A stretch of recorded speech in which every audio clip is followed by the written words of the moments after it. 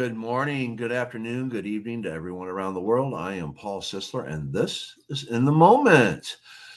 Today on The Flow, Shadowfox and Lee Two Hawks are going to be talking about night terror. So, little trigger warning, we are going to get into some things that are really in depth.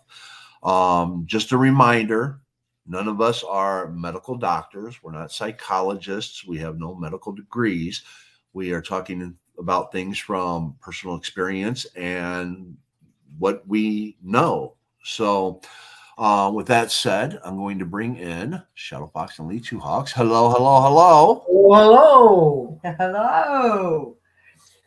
How are And you? I am awesome. And how are you doing today? I think we're just dandy. She is speaking for me too. All right. Now, and what we're going to discuss today, night terrors. I want to make people aware that there are your Webster definitions, where basically a nightmare is something that you wake from. Okay. Webster's definition says it's something that you wake from, where a night terror is something that you don't realize it's going on, and people will hear you screaming and yelling, and you're not going to have any memory of it. All right. Now, I also want to let you know that's how the medical world describes nightmares versus night terrors, where the psychological world goes a little more in depth with it. And one of the things that, again, both fields try to state is that nightmares you can remember, night terrors that you cannot. And that's a fallacy. That's a fallacy. Night terrors usually have more to do with personal trauma versus nightmares have to do with dealing with everyday life, depending upon what you're going through. So those are just kind of some of the things from the medical, from the psychological, and from the personal standpoints of what we're going into. And then, of course, we have Shadow Fox and Lee Two Hawks who are going to tell you exactly how it is. Not quite. We're just gonna give you another opening on it, like another way to see things, because those who have truly utilized, whether it be dream time or anything, to really find an unfoldment through consciousness or anything like that. And of course, at times there are, nightmares, of course, and night terrors. And I'm going to ask Lee Two Hawks to kind of speak on that a little bit of where there's a little bit of a difference. And again, it's going to these descriptions or ways of perceiving it is pretty much based on the energy. Seriously, we're the flow, right? So we got to talk in some format within the flow of energy. So with that, I'm going to turn it over to Lee Two Hawks because I think you would like to really give a deeper understanding of what kind of happens. And throughout this, once he does this, I'd like you to recognize that, I'm all about children, okay, helping children in many capacities, but it also is this information is for those who are even adults that perhaps their dream time is starting to change. And again, we've discussed it in previous segments of why some of this stuff is happening, why there's a different awareness perhaps that is coming to us. So hopefully we can offer a few couple suggestions to be able to help a child or a grandchild or a niece or a nephew. No, we do not have all the answers, but there are a few things that we definitely would like to bring attention to. So with that, Lee Two Hawks. Okay, I have special dispensation, dispensation, however that is said, dispensation, to read just one thing first, which is something maybe to hold in your heart as we go through some sometimes morbid information or distractive Or information. scary, terrorizing. Well, yeah, there is that too. Okay. But we don't have any film for you, all right? This is all memory. So I'm going to read this one little thing first. It's very short. Bear with me, please. Okay. I wrote this a couple weeks ago, I guess. So I had to do something with it. Now I have an opportunity. Thank you. Live in the flower of the moment. Bloom in the hour of the day. Sleep in the aroma of the night. Awake to the bouquet of fulfillment as the sun spreads its embrace. So yeah, definitely hold on to that because the rest of the show is going to go downhill from here. I threatened to blacken the room, hold a flashlight out of my face, said hello. And I was going to say it was a dark, it was a stormy night. But we decided not to do that. And we were speaking behind the scenes here, guys, and he says, "Well, I can tell about." So because we were going to talk about some dream time, and I says, if you do that, I am going to make sure that people recognize that this was the starting point for filing paperwork for divorce. Okay? No, please. No, in regard to it's a very simple thing. I'm a very light sleeper. Motion on the bed awakens me. A mumbling from my partner beside me. You got to talk about the definition, so. Oh, nightmares and Yeah. Okay, yeah, all right, because- yeah, all right. about that first. I've had please. night terrors, and I have lived them. There's a big difference. Lived them in the time span that I was having them. I also, in the next morning, believed it had actually happened. I had total memory of it, total memory. And I tried to ask my buddy next to me, did you see that? And he kind of looked at me like, what are you talking about? Okay, so I'm the only one that was involved in it. But to me, it was horrid. All right. Do you want me to explain that one particular incident or wait on that? No, wait on that for a moment because, when we're talking about the difference between having an actual nightmare or a night terror, because Paul had gone through and actually given like the clinical definitions, Yes, he said. but yet that was a night terror. And the dictionary said there's no memory afterwards of a night terror. Did I get that correct, Paul? Okay, thank you. Yes. I had total recall, and there was total terror within it. Was night and not mare. I had nightmares. Sometimes it was thoroughbred. Sometimes, never mind. I was making a horse reference, okay? Anyhow, so I know the difference between the two. And I've had both, and I know the extremity of them, and I know the longevity of a night terror. It lasts much longer, sometimes weeks later. You still have that feeling inside, in that raging energy, really. I'm trying to think of what's adrenaline. Yeah. The adrenaline that's still that upset within you is still spilling out. A nightmare, not so much. At least in my experience, nightmares have passed quickly. Sometimes within night terrors, a person can be literally like sweating, right? Shaking. Their entire body can be shaking and sweating profusely, by the way. There can be actual tears. Again, you could really look like a person's going into shock almost. I mean, it can get that horrific, and it's based upon the value that a person really portrays. Okay, so for instance, we could have a simple little nightmare, all right, that you're flying, floating, or whatever, and then all of a sudden you fall, and before you wake up before you hit the ground. Okay, and that can be kind of shocking, like, oh my God, oh, and you catch your breath. That's kind of like the value of where a nightmare is, for instance. And then you have the other, whereas you're dreaming, you're dreaming, and all of a sudden your body just kind of shakes, and it's like, like it just feels like your consciousness or whatever just kind of like slam bases into your body. Well, we consider that just a bad landing because our consciousness really does kind of go out there and do some work.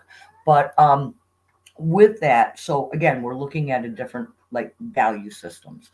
And I would just like to say that as we go forward, again, please, I'd like to give some little trigger warnings and such here because um, could be some veterans that may be listening to this.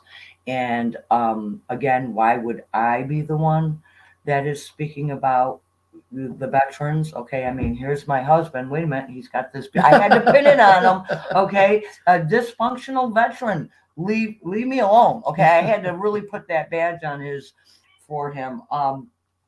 So there's a reason why. And during the Vietnam era, I was a young child, seven and a half, and I would have some very, very horrific dreams. I mean, literally night terrors. Now we can say, are some night terrors true, or are some night terrors just terrorizing us? It could be like anything from other entities, somebody chasing you, following you. You know, you're always constantly feeling like you're in a survival mode. These things would be considered where they're night terrors. And night terrors definitely kind of carry the physical um, impact, okay, such as sweating, shaking, so on and so forth.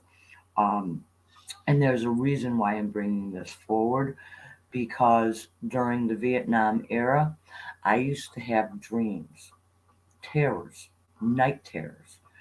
There were two specific people that I would have the dreams of. One was my brother. He was a ranger, and he definitely was, combat in Vietnam. Also was an unknown soldier, and this is a different story, a different topic, and perhaps a different show. But my unknown soldier, unknown to me until I was adult, was voila, Lee Two Hawks, the dysfunctional veteran. Okay, so we can take that off now. No? Yeah. Okay. We just had to put it on to make a cool little reference. Okay? Um, but so how does that get answered? Oh my. Now we're going to be discussing one of my dreams, and he's going to be discussing the experience of the dream that I had. Ooh. So is it real or is it Memorex? Is it really a night terror or was there other stuff going on? And so we're going to kind of combine a few things, but I guarantee you it was a freaking night terror. All of them. Every time I was in Vietnam through dream time, it was night terrors. I mean, literally, I'd be shaking. I was a child. What was I supposed to do with this information, right? Oh. So in these night terrors, literally sweating, crying, screaming, or trying to scream, and you can't get the words out, right? Or trying to be very, very quiet. Ooh, there's a reason for that. And so all of these things can trigger someone. And I used to wake up literally screaming. And I spent more time sleeping and crawling into bed and sleeping with my mother. And she would just literally hold me and rock me, and she would start like saying the rosary or something. What else? What do you do? Right? So again, towards the end, we're going to possibly give a few little things that can possibly help change. We do not have all the answers. We don't know how to, correct everything, but there are a few little things, and that's why we're going to speak upon um, some of the experiences that we've had. So, with that, where would you like to take it? I mean, you can talk about. Would you like to talk about the actual dream, or I could talk about the one with Steve first? Why don't you talk about Steve first? So that'll be a follow up to that. But you must be explicit. You did not know me at all. No, I was a kid. Yeah. No, I did not know him. And again, in dream time, the only thing I knew of this soldier, and I named him my unknown soldier, in the vibrations between my brother and the unknown soldier um, was vastly different. So I had dreams of my ranger in dreams of my unknown soldier. So, one of the first ones that I'd like to speak about, and this was it was torturous for me, absolutely torturous. Um, I had fallen asleep. I was in bed. Back then, we didn't have TV or anything, and my mother would usually read to us from a book. We'd have a choice, and we'd pick a book, and she'd read a chapter or something, right? And it was one of the beautiful stories, so on and so forth. And so I fell asleep, and it was probably about 2:30 in the morning, and all as I know is I was literally in Vietnam. I can give all the descriptive area, like the terrain. Man, I was dreaming about my brother, and he was there. He was with six men, and they were in like a circle. They were down for the night, and something had happened, and a claymore, I believe it was called back then. Uh, had exploded. And it not only took out where the radio was, my brother was injured. Now, I'm being kind. I am not going through any of the graphic details. I'm keeping it very kind of short and brief, okay? But in dream time, I felt everything. I could smell it. The gunpowder, the blood, the iron in the blood. I could smell, sense, see, feel, hear. Um, and in my dream time, I literally felt getting hit in the leg. And literally, that was the terminology I used. And I was awake and I was screaming in my sleep. I mean, sweating, and just, it was horrific. Here I am, 7.5 years old, and I'm cupping my leg. And I go running to my mother. I'm like, Mom, Steve's hit, he's hit. And my mother's like flipping out, right? And so I crawl into bed with her, and now she's trying to calm me down, and I'm not having it. I mean, I'm really not. I'm still in that high fear, okay, pain, all of that, whatever you can imagine that is in a negative aspect. I was emotionally feeling that, and so my mother just was holding me, coveting me, and she started singing to me, and she would say the rosary, anything she could think of, really. And uh, that night was a very long night, let's just say. It was about, I would say, about 24 hours, maybe 36, that my mother had gotten notice through an actual telegram that my brother was killed in action. And I told my mother, I said, no, he's not dead. I could feel him. I knew it. I says, no, he's not dead. And here she's got this yellow sheet of paper with your son killed in action. And so we had gathered the family together. Everybody had come over to the house, and it was 24. It was like 24 hours after that, because they had no radio. The radio was gone, right? They ended up making it back into camp, and they said, "Oh my God, we just sent out notice that it was you were killed in action." Now these mistakes usually don't happen. Okay, I'm just put it up there. Usually don't happen. And my eldest brother Steve actually got the okay and had called to the house. My other brother answered the phone, and my brother, the ranger, says, negative, negative. This is Steve. And my brother's like, this is a cruel joke. How dare you call? And he hangs up the phone. And my mother's, well, who was that? Oh, some idiot calling. And all of a sudden the phone call came again. Don't hang up. you know? So my mother took the call, and my brother was injured exactly the leg in the area that I was holding. Okay. He was in the hospital. So again, that was a night terror. Was it realized? Was it actual? Was there more going on? So, and the reason why I'm bringing this up is because when we do have night terrors or children have night terrors, as adults, we can sit there and go, yeah, it's a bad dream. It'll pass, yada, yada, yada. Well, as I'm telling you this and sharing this night terror, this dream, I remember it as clear as day, just as if it had happened the night before or right now. There is no difference. And the terror is still can still resonate. And so I've just learned over time that okay, I'll make the story short, quick, and not elaborate on the nasties. So with that, to ask Lee Two Hawks to kind of weigh in on that, kind of about what happened because there's far more going on just in the night terrors. There can be. So when you live an experience in your so-called dream time, and we call them night terrors, as opposed to the dictionary definition of a night terror, it is that affect of having lived through it and with it.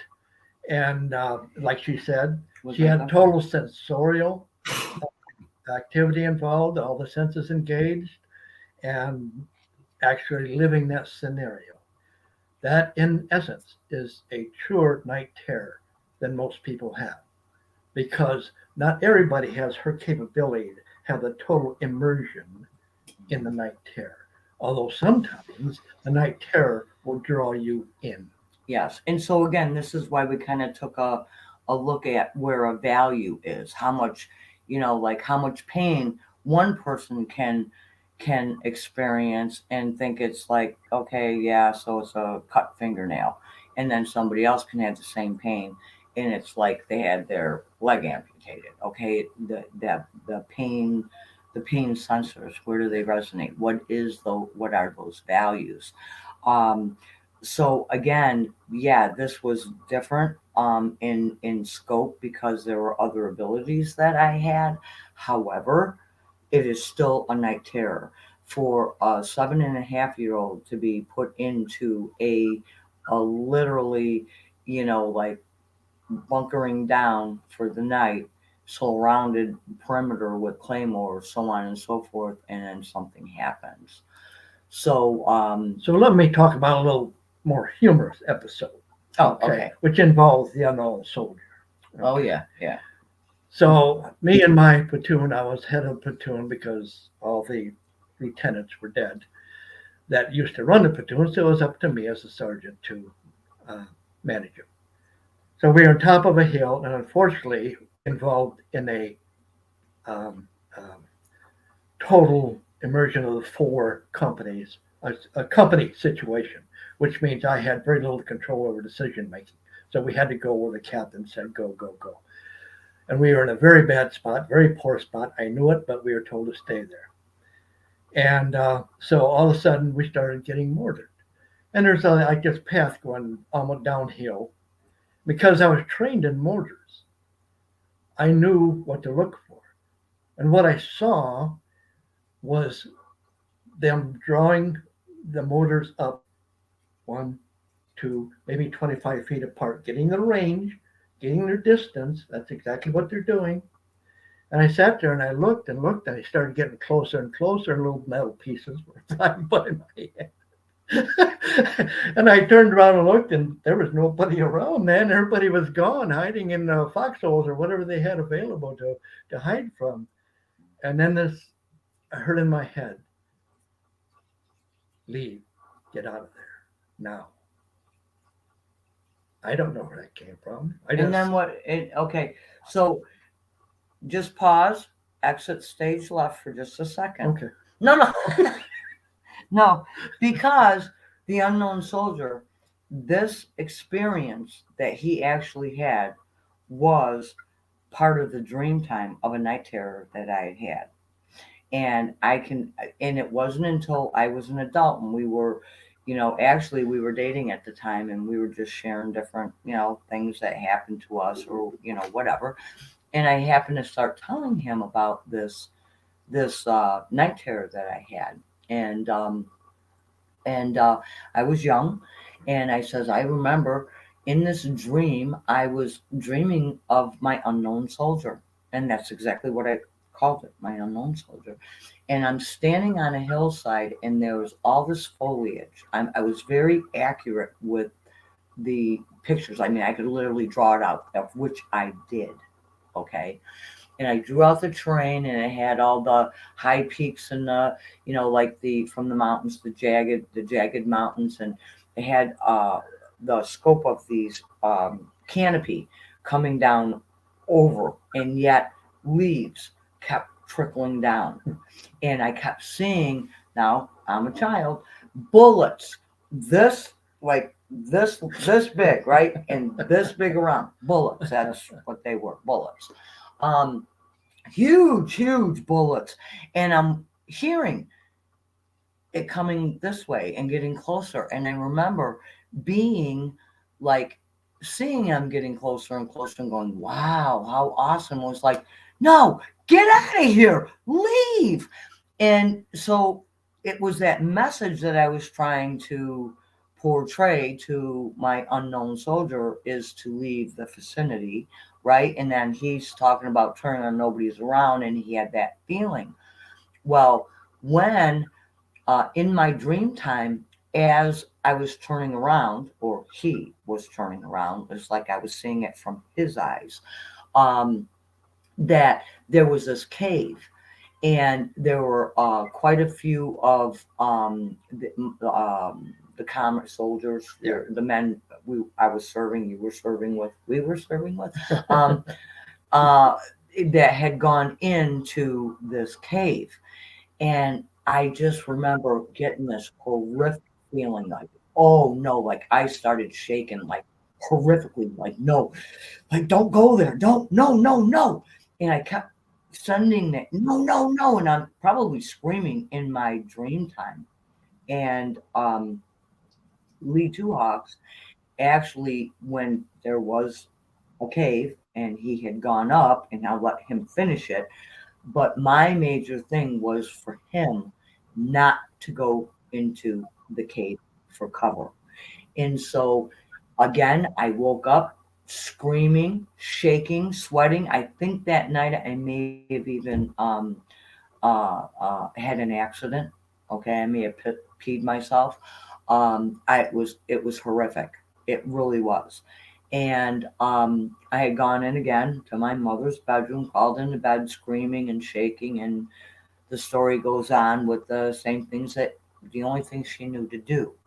And she did say, when I had a dream, even though I didn't know who the soldier was, that obviously the soldier required assistance or required love or whatever, to send all the prayers I could to this unknown soldier.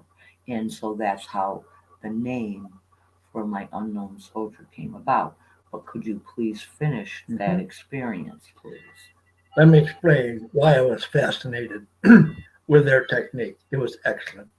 These people knew what they were doing, and they were very, very, very good at it. We lost 50 minutes, 50 men on that hill out of that uh, uh, uh, company. So they weren't bullets, right? No, no, you're probably 105 howitzer. It might be that big, okay. Mortars are much different. But anyhow, so the explosions came, and this cave was really a cutout in the ground that kind of circles, so like 10 guys could get in there, and then there was the outside guy with no closure. He said, I'll make room for you if you want to get in, because there's nobody out. I didn't know where to go. They were getting closer. And I was still kind of watching where they're coming at. I knew that after a while they start going left, then they would go right, they'd come up the center. I knew what they were going to do. I was just fascinated with it. So I said, okay, well, you stay there. I'll try to find another spot. I did find a very tiny hole to crawl into, and I crawled, yes.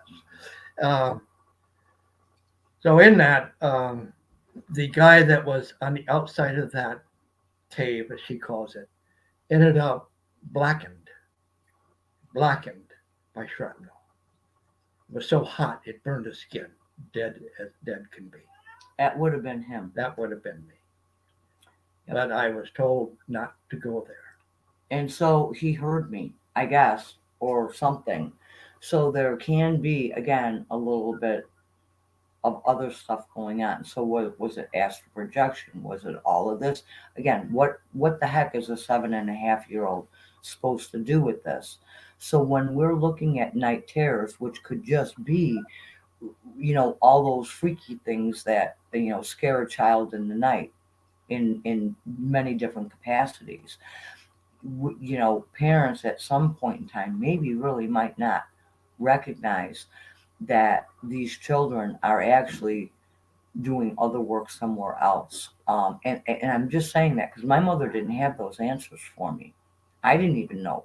It took a while. I mean, come on, there was not a dictionary that says, hey, if this, and this happens to this, and this. There was no one there for my mother to really help me or to teach me that I can tone these things down. Um, that again, like, was I a help? Like, why would I have that dream with my brother? Was it only to be able to tell my mother that he wasn't killed in action? Was it the only thing for me to do was to get a message to him of not going into that cave? And I literally drew out the geographical aspect of what was happening. And when I was telling him that story, and his face was like, "Are you kidding me?" And he told me his side of it, and they matched. Well, what she said about leaves falling is so fun because when you're in a firefight or when you're being mortared and all that shrapnel's flying everywhere, it cuts leaves, sometimes the branches off a tree, thinner branches. Yeah. And the leaves just kind of go boom, boom, boom, boom, boom, boom. And you hear this flinting, flinting, Yes. flinting as the fragments go through the Yeah. air. Yeah. And one comes close to your head and you just kind of go, oh, shit. And Lee, maybe you'd like to talk about that night terror you had with the kid. When I was, it was a little bit different than the two that I just explained. You mean as a child? Yes. Okay. So it's funny because it's about the same age as she was when she had her particular night terror. And I was living in an orphanage. My brother and I had been wards of the state for most of our lives. And so I was in an orphanage. There were 20 beds, kind of side on the wall in the hallway. At the end of that hallway to the outside was this huge picture window, huge.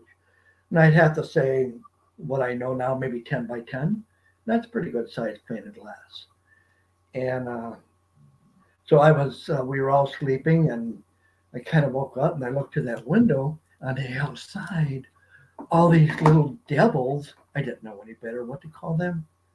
They were beating against the windows. They had wings. They were beating and beating and beating. I could hear the tap, tap, tap, tap, tap, tap, tap, tap on the window, and the window vibrating like this.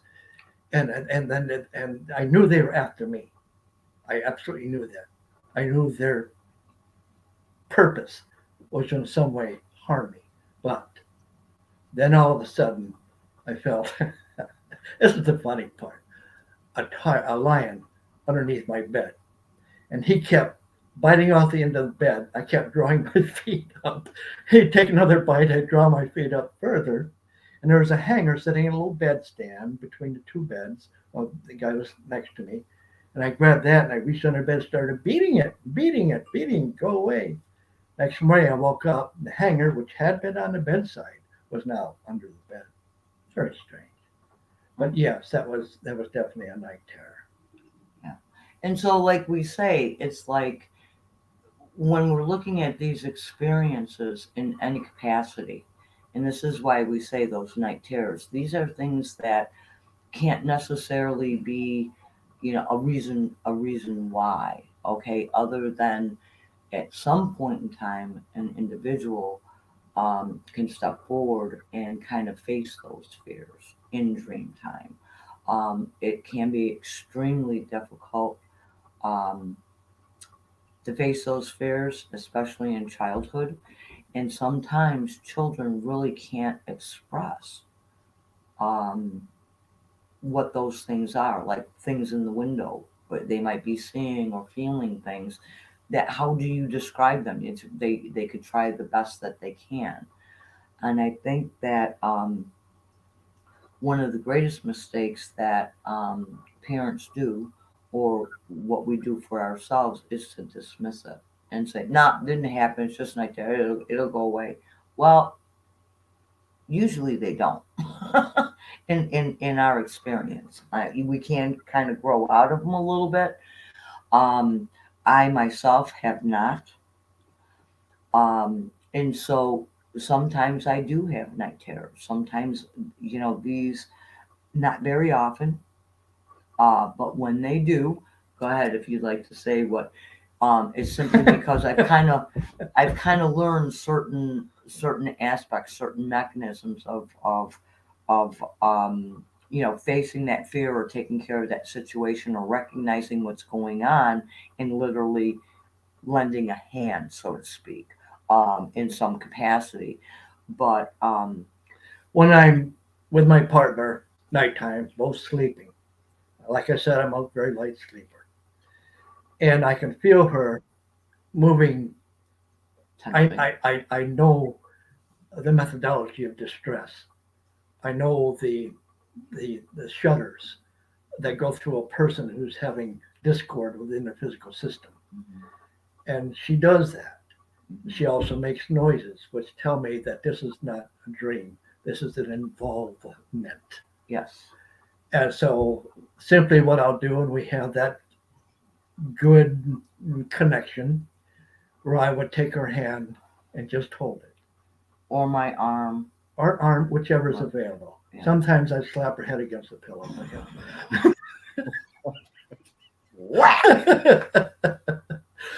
But that seemed to calm her, and she was able to go through with that. And I have one of my friends, uh, when her children were growing up, had night terrors, like very, very, very bad.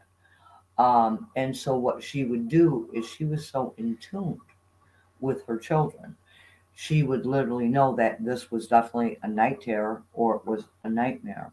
And what she would do is, she would go down, she would grab a lemon and cut a lemon out, and so that there was not a shock to the child's system, like being brought up, like a rough shake, like, "Come on, wake up, wake up." No, no. She would gently bring the lemon so that the child would be able to smell of it, and then she would comfort, like pick the child up, depending on the age, of course. Come on, but hold or sing to it. Singing's another good one that can help, even if it's just humming. Okay, a gentle rocking can help. So again, it's like, sometimes children, they may not even be old enough to express some of the things that are happening, and this is kind of way now. I personally haven't used the lemon, but that has been offered. Another thing that we can do to help squash some of those night terrors for our children is, and I know this sounds really like weird, but sea salt in some water, and you can A, place it under the crib, or B, place it underneath your bed, and then a night or two, and then uh, refresh it. That will help change the frequency and the vibration, like, so usually under the bed. I wouldn't put enough in there so that if the kids, kind of got to it, you know, cause any harm to rugs or anything. But that is another technique that can be used to help. Yeah, I would like to attest to the fact that being in that orphanage, there's nobody to talk to. There's nobody to lend me a hand. There's nobody to embrace me. There's nobody to talk to. That image stayed with me by myself. And that taught me my self independence. And that's what I'm grateful for. So, my thing in saying that is how important it is, or how nice it is, to have that comfort of someone that loves you and that you love come and embrace you when my child had it, I got down to his level at all times, and I'd look him in the eye and I say, "How can I help you?" He'd just cry and say, "Just hold me," and that's what I did. Mhm. And so when you do these things, maybe we don't realize how effectual they are, how necessary they are for the the maturity of that child's brain. Yes, and sometimes those very soft words. Yeah, I saw that. Can you read that, Paul? So it's like when someone is in a coma and are able to hear what's going on around them. You can talk to them so that your voice comes across in your dreams. Yeah. Again, it's that comforting, soothing. Whether I mean, even a hum. Like my son. There was a one specific song that whenever I mean, it just comforted him. He just loved it, and I would literally nurse him or rock him to sleep sometimes, and that would be one of the songs that he thoroughly enjoyed. Did you And use big rocks or little rocks? the little ones. Yeah. But I know we're sharing um, some of the information or the experiences that we've had. There's been some terror ones where I wasn't in Vietnam. Okay, there's been some, and there's no necessary. There, I don't believe there's a necessity to really go into some of the horrific mm, Well, monsters. if I may, this Right. may be a good thing. Any veterans that may listen or hear this or be shared with. When I got back from Vietnam, I still have PTSD, but back then I was very active in the dream world. And there's bodies hanging in trees, there's missing limbs, there was blood gushing, all that wonderful stuff. I was there when that one happened Yeah. too, by the way. And so I got tired of the night terrors because I would wake up sweating. I would wake up shaking. I would go out and get a bottle of beer or a bottle of whiskey or anything just to stop it, stop it, stop it, stop it. And this happened for 2 years. And finally, I got sick of it. So the next dream I had, an enemy was coming towards me with a bayonet on the end of his rifle. And he was getting closer and closer, and I had my rifle. And I laid it on the ground. And I stood up. And I just looked at him. He understood. It's time to stop this. He laid his weapon down. We embraced. Mhm. And for a long, long time, that stopped those dreams, those particular terrors, from happening again. You know, um, I think did Diana have something? Yeah, she had a question. And how possible is it that having the TV on when one is going to sleep will prompt night terrors? It can, Yes. yes. Yes, it can. And so sometimes if you can if you somebody has to have like that white noise in the background, for instance, say a fan or maybe music in the background. I mean, you can always go with there's some beautiful healing tones. You can find them on you can find them on the internet on YouTube. Um, yeah, it just I mean it's so individualized. I mean, again, we place different values on how horrible some night terrors are. The ones that we described were the night terrors that I had that were validated in real life from both my brother and, well, I guess you'd be my unknown soldier baby. I guess I would be. You still don't know me. I know you don't. I'm just trying to get to know you. I'll spend the rest of my life trying to get to know you, baby. Oh, okay. Okay. Yeah. Let me saddle my horse.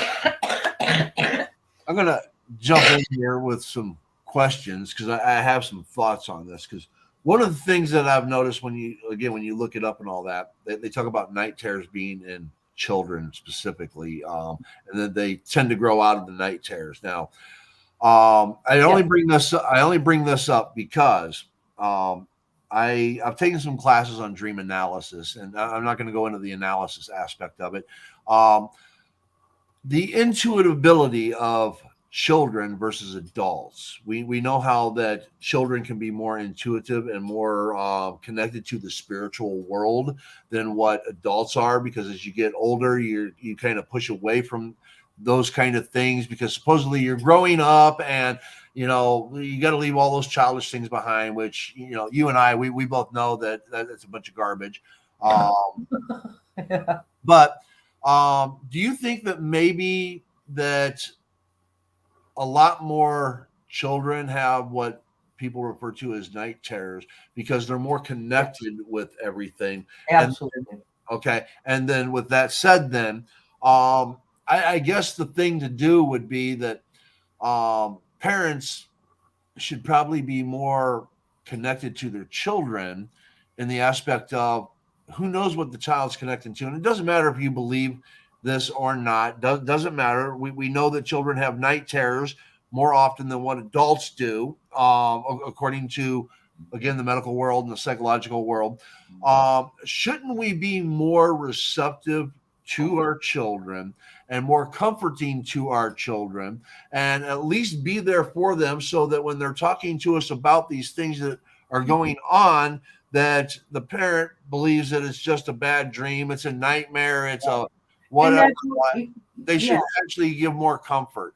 yeah, and that's The most crippling thing you can do as a parent is be dismissive. yep, exactly. Yeah. And this is it many times because, you know, some of the adults have been truly indoctrinated, whether it be within a specific culture or a religious construct, that, oh, I don't believe this. And again, you know, and Paul, you've mentioned this, you know, like, well, there's going to be people out there that don't believe in this. That's fine. Right. The thing is that it exists Exactly. interdependent upon your belief in it. It does happen.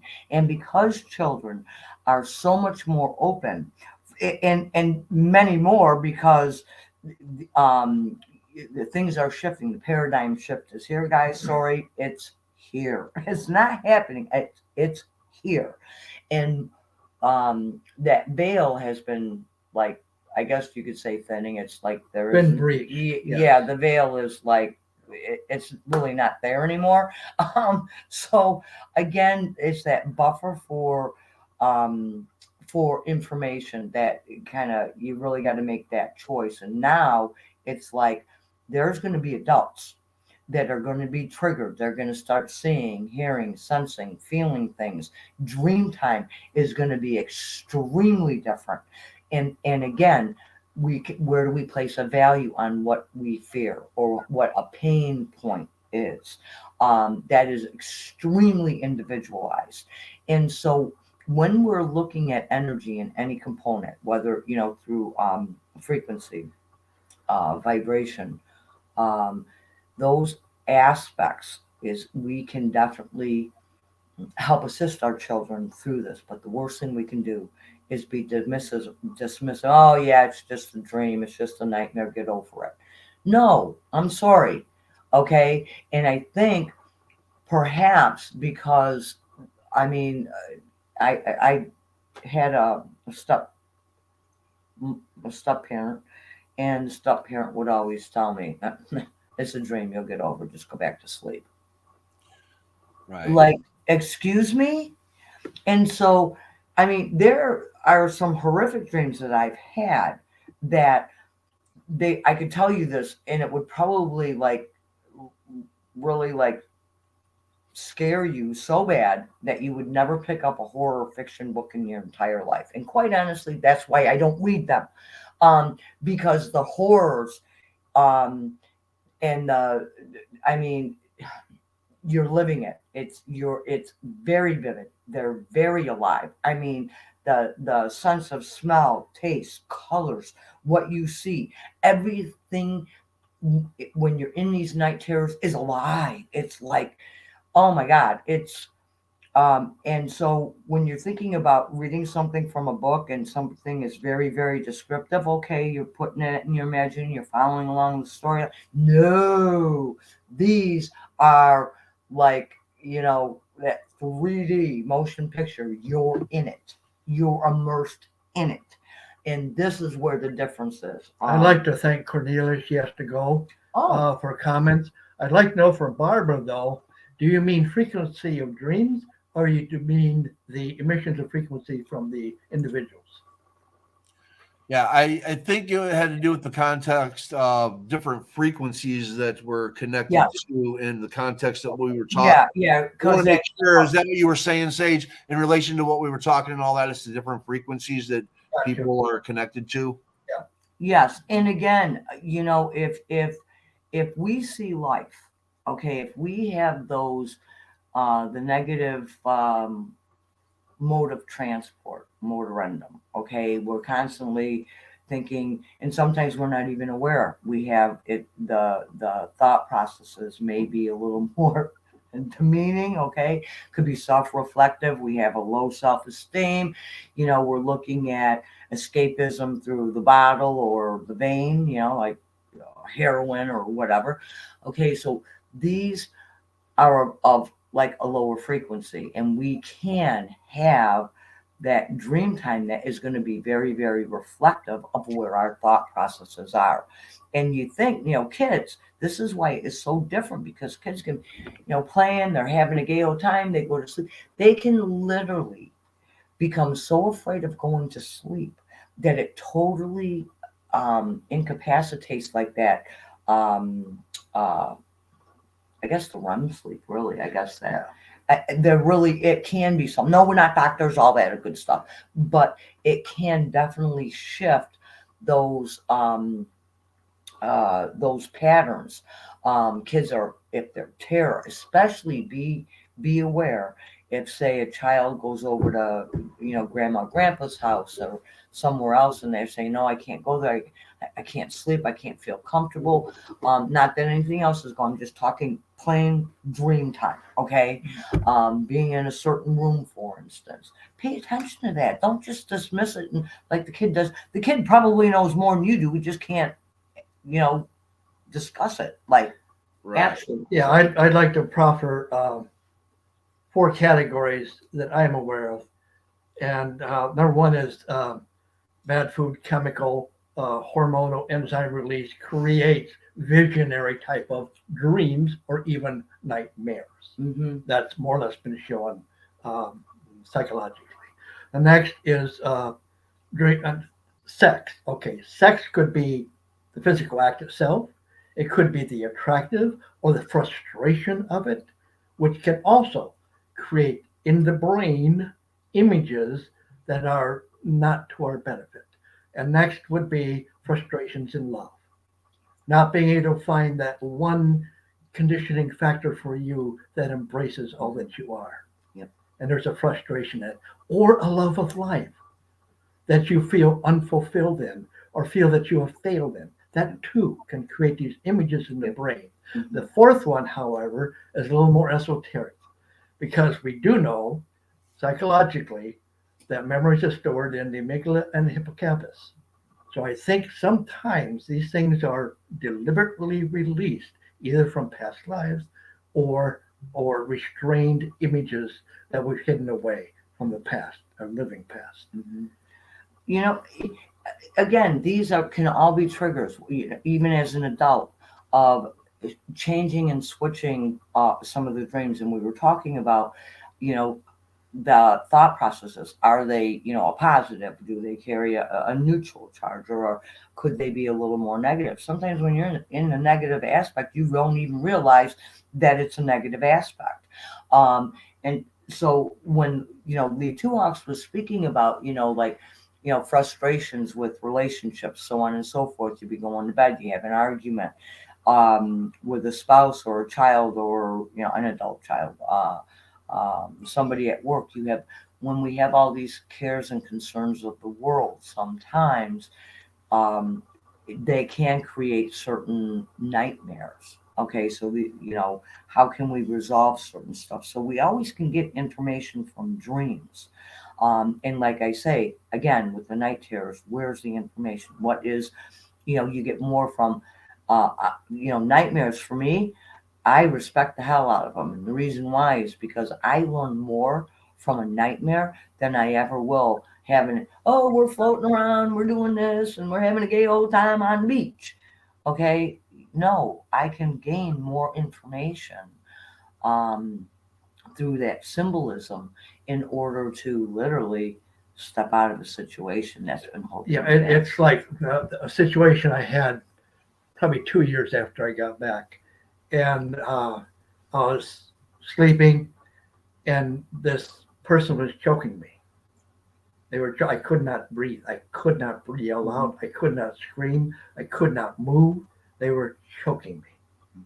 And I don't know how I ever got out of it, but it scared the shit out of me. And I have still to this day, I don't know what it was, why it was. I really had no fear. I don't fear very much. I fear her more than anything, but I can understand that. Sage, keep your eyes on the road. Keep your eyes on the road. Sage is driving. She wanted to let us know. She said listening to frequencies at night. Okay. Oh, yeah, absolutely. Okay, Yeah. yes, Yes. yeah. Yes. Definitely. And then we're back to the Civil TV. film. We're back to the TV. Yep. Yeah, Right. that's the thing. Yeah. So, there are some things, and I'll just state them very quickly because I know we're going to be wrapping this up. But if children kind of get out of that circadian rhythm for sleeping or whatever, and again the night terrors, so on and so forth, there are things such as playing the different frequencies. You can put in the sea salt and water under the bed. You can give them some of the other mechanisms that we spoke about in the last episode or so. Another thing is sleeping outside, allowing that, bringing that, even if it's for out back in a backyard, and sleeping with the tent or whatever, or just sitting with the child, even in a what do you call a stroller? Yeah. Okay, that night fresh air, and can definitely help trigger those. If you can actually sleep outside, is actually better. It will reestablish those circadian rhythms. But again, you can do that and you go back into the house, and then what happens? You're right back to where you were. So the night terrors are going to happen. It's just learning to kind of support the child through them, and you can say, "Listen, I am so sorry you're having these experiences." Yeah. I think also we have to give credit to the beautiful dreams a lot of us have. Yes. I used to fly a lot. I flew all over the earth. Mm-hmm. I flew out into space. These were flying dreams, and they're very accurate. Well, I don't know about space because I don't have no feedback from that, but the earth I do know. And it was just gorgeous. It was wonderful. And I had such joy in doing that. And I think sometimes the brain just releases us from the stagnation of horror and terror and fear that we may hold, whether we know it or not. Yeah. And so, like, just recognize that, nightmares happen, night terrors happen. There is a difference. And love your child. And yeah, definitely. Just love your child and be supportive, Right. I mean, That was kind of the point I was trying to get to and all that. And like I said, yes, there are people that may not believe what we're talking about, and that's okay. Yep. The point I'm trying to make with that is regardless of whether you believe in this or not, when your child is having these problems, you should be supportive of your child. Period. Absolutely. That's it. Yep. So, And there's ways to do it without being confrontational or anything like that. And Sometimes it takes patience to Mhm. calm a child down from that dream that they've had or that nightmare or night terror that they've had. It's just a matter, they're going to scream when they're awake, and you just have to be patient. Yeah. Work with them, calm them down, and give them love. yes, because I still have nightmares, night terrors. You're talking about a dream on a beach having fun. I don't have those dreams. I don't remember those. So those are my night terrors that I don't get to remember. Okay, all the happy ones. Yes. So just recognize that yes, they can be remembered. And honestly, if you go back, think about some of the dreams you had. If you remember your dreams, okay, plain and simple. Some people don't remember any dreams. Yeah. They train themselves not to. But think about one dream or nightmare that you had as a child. Do you still remember it? Does it, I mean, you're an adult, as an adult, it's like, yeah, okay, well, sometimes we'll have those repeating patterns of dreams. Somebody's chasing us, so on and so forth, right? So many people can say that they do remember some. Some people will say they don't. Again, whether you do or whether you don't, is that they do happen. It's whether you're conscious of them or not. And please know that the examples that I had given were definitely probably a little different. They were terrorizing, absolutely. Yeah, absolutely. I should have never been. I should have never been there, but I was. I am one of those people that shut off their dreams. Yes, he does. Yes. I just won't allow it Yeah, he does. because some of the stuff I have to go through just to moderate it. Yeah, he does do that sometimes. So, anyway, Paul, thank you. Thank you, and thank you all who listened. Absolutely. Pleasure. We had a pretty good turnout today, so I like that. We had a lot of people come in on both. I got both of them up, so this has been a real good show today. Just a quick reminder on Friday, we have the Vellum with TPA Wolfric. Make sure you join us on Friday. Saturday, we have Comedy and Controversy. Join Jeremy Baker and myself as we talk about woke and wokeism. And Sunday, big day on Sunday. Oh, yeah. Joe Walsh, Congressman Joe Walsh. We are going to have an awesome discussion. And then after Joe Walsh, I have Elizabeth Masters with Becoming Stoic. So huge lineup Friday, Yes. Saturday, Sunday. And then next Tuesday, Luke at her new store, which we disclosed last night. She opened up a bookstore. It's called Oh, Chapters and Pages Book Nook. We're going to be broadcasting live from her bookstore every week now. oh, awesome. Awesome. And also at 3:30 in about half an hour or so, less. I know Diana is going to be opening up the space for Journey Within. She and Sage are my partners. Sage will not be there today. However, we do have a co-host that's going to come in and help, and I believe it's Fireburst. So, with that, if you guys get a chance to come to like what Cato always calls it is the after party, yeah, we'll be there. We're sharing the love and loving to share. Exactly. So make sure you go. Everybody go. It'll be fun. You'll enjoy it. Educational, loving, caring, lots of hearts, lots of happiness, and we all need more joy in our lives. Thank you again. It's always I love having you both here. It's great. Remember, Thank everyone, be kind, be happy, and may good things come your way. Journey well. Journey well.